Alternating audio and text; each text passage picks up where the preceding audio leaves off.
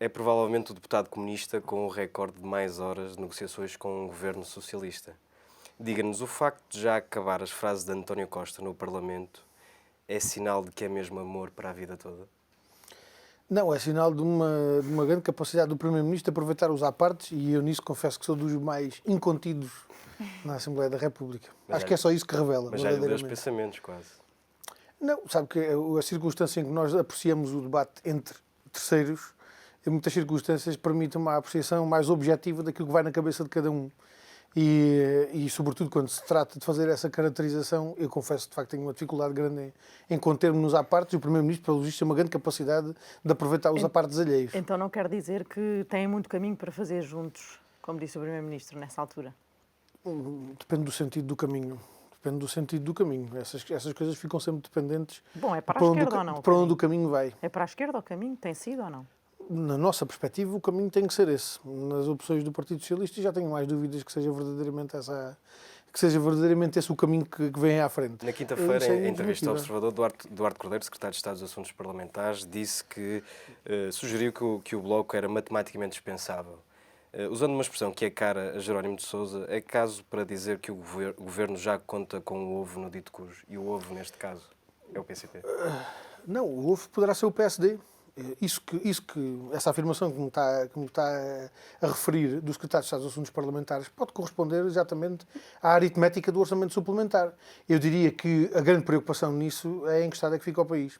Mas acha que está a haver uma negociação paralela do Governo com o PSD, tal como o Presidente da República chegou a dizer que o PSD devia ser um plano B caso tudo falhasse à esquerda? Acha que é isso que está a acontecer? Olha, eu não faço a mínima ideia, e sobre isso nem quero sequer fazer especulações, porque isso é uma coisa que tem que ser o Governo a clarificar. Agora, nós vimos no orçamento suplementar que, de facto, nessas considerações, o Bloco de Esquerda também teria sido dispensável, ainda que o Bloco de Esquerda se tenha colocado na posição de viabilizar o orçamento suplementar. Mas eu preocupa-me que esse tipo de considerações sejam feitas, porque isso, de facto, corresponde a uma aritmética negativa, de coligação negativa, que aconteceu no orçamento suplementar. Ainda sobre a questão dos duodécimos. É um drama o país entrar no próximo ano em duodécimos, na visão do PCP? Se o Governo quiser fazer essa opção, em vez de fazer a opção em alternativa que tem, que é de encontrar um orçamento que dê resposta aos problemas do país, eu julgo que o Governo faz mal. O Governo tem todas as condições para fazer a opção de ter um orçamento que dê resposta aos problemas do país. Tem todas as condições para isso e mais. Pelos vistos, nem sequer lhe faltam recursos. Porque vem aí a bazuca europeia que pode dar suporte a um conjunto de respostas que o país efetivamente necessita.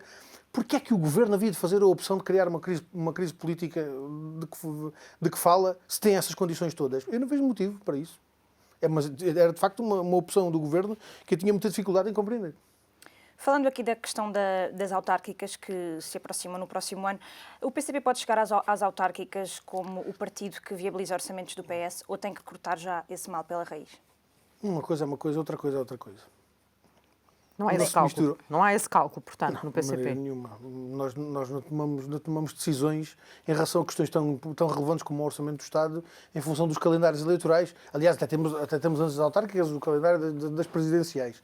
E, portanto, eu julgo que misturar as duas coisas seria um erro. As autárquicas são umas eleições mais sensíveis, no sentido em que até o próprio Jerónimo de Sousa já se comprometeu com a meta de querer reconquistar as 9 câmaras que perdeu para o PS. Portanto, a batalha vai ser dura entre o PS e o PCP nesta questão de recuperar as câmaras perdidas. Daí perguntar se é fácil explicar aos militantes do PCP esta aproximação ao PS, que não é uma coisa de que gostem muito. Repare uma coisa, eu acho que as duas coisas não podem mesmo misturar. As eleições autárquicas têm 308 quadros políticos de disputa. Não é?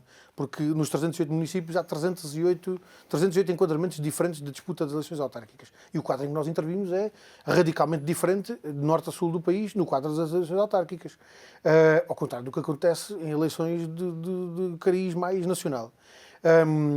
E eu acho que era um erro absoluto a misturar as duas coisas, misturar um posicionamento no Orçamento do Estado em função de um quadro eleitoral qualquer que ele fosse, e ainda por cima do quadro eleitoral autárquico que se trava, em que a batalha eleitoral se trava em condições completamente diversas nos 308 municípios. Acho que isso era um erro.